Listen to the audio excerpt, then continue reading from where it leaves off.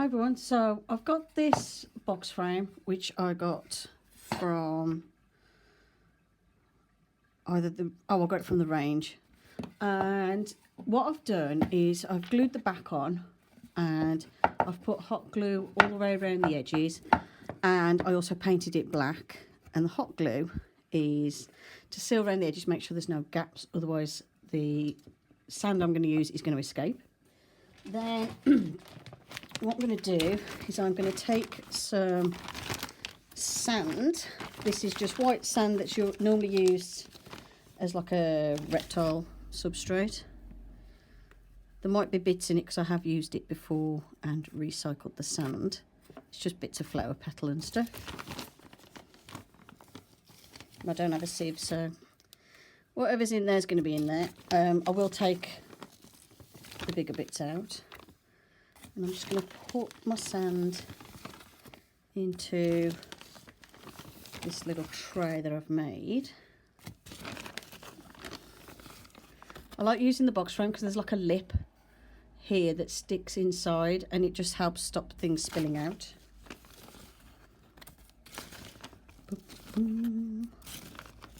Oh, found a start. Right.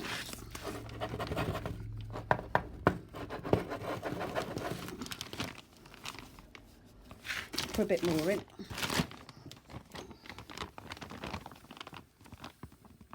That should be enough.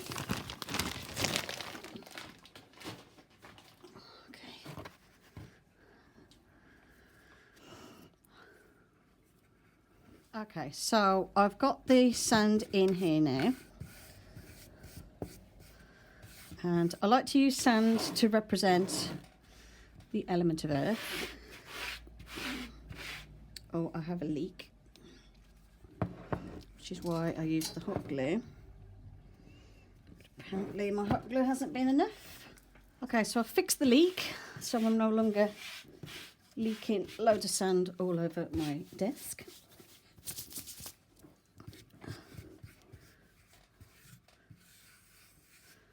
And I like to use sand because it represents the element of earth, but it also represents being by the seaside for me, because I always, like, my favourite place has always been by the seaside, and I identify a lot with the element of water. So it has a couple of meanings for me.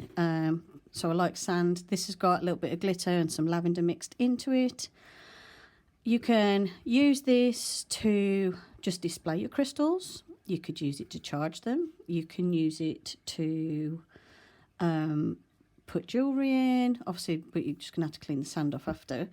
But I like to use it just as a way to display crystals. Okay, so let's say I'm using this to represent love and self-love. So what I've done is I've chosen my rose quartz,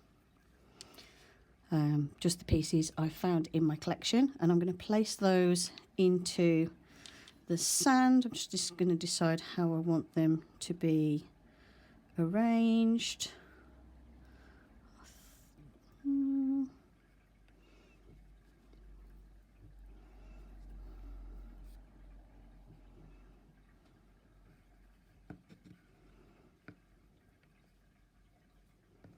And just have a little bit of a play around with how I want them to be displayed.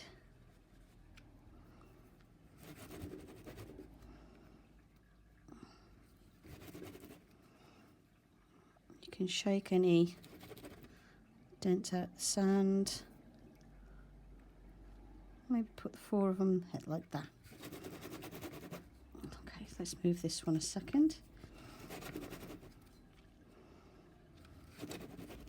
I really like this one because this one's got a really good pink colour.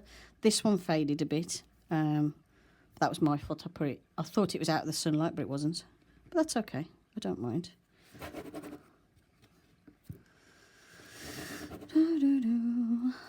So I think there, and then let's put this polished one here,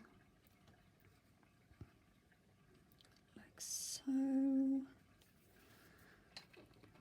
Then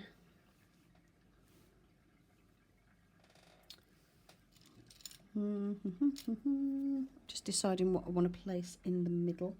I might put piece of quartz or something in the middle. Hold on.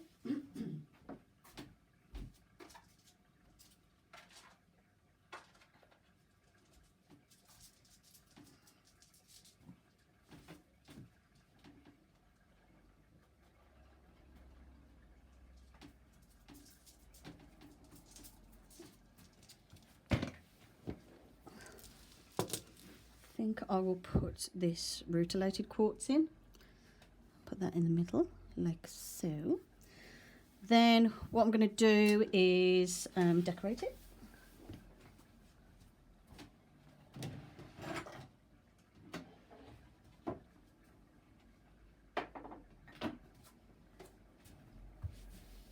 And what I like to do is use some dried rose petals.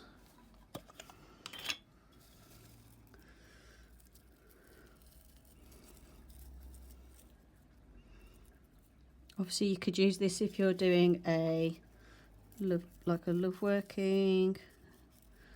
You could do this instead of a self-love jar. You could, like I said, use this if you work with crystals and you're charging them, or just as a nice display piece to go in your room. And I think I'm going to leave it at that. And then all I would do is clean the sides. Now you could put a candle in the centre of here if you're using it for a working. You could place jewellery items in here. You could place candles in the corners or something. You can use different objects. It's up to you really. And there's one advantage about this is you can put whatever you want into it. It would be nice with like a nice tea light candle in the centre that you could use. You could put a little jar in there, like if there's like a little jar for a particular working you're doing or something. Yeah, so that's how to make a little sand tray, which can be used for multiple purposes. And this is just using a cheap box frame which I've painted black, some sand I got from the pet store, and some crystals I had in my collection. If you're on a budget, you could find any tray you've got around the house and put some sand on if you've got some sand. And you could use salt, but the certain crystals can't go in salt, so you'd have to do your research. You could use rocks and things you found in the garden as well. You don't have to buy crystals, although these ones are very cheap. This one was like pennies. This is off an old piece of jewellery I was given. This one was about £1 or so, and then these were probably about £3 each, and that was probably about £1.25, something like that.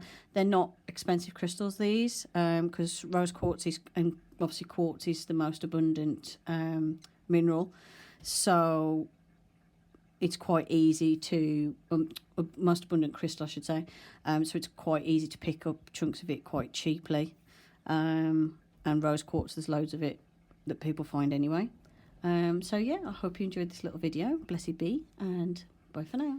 Just found one of my roses I was gifted is drooping and starting to dry up, so I'm using the petals from it to decorate in here,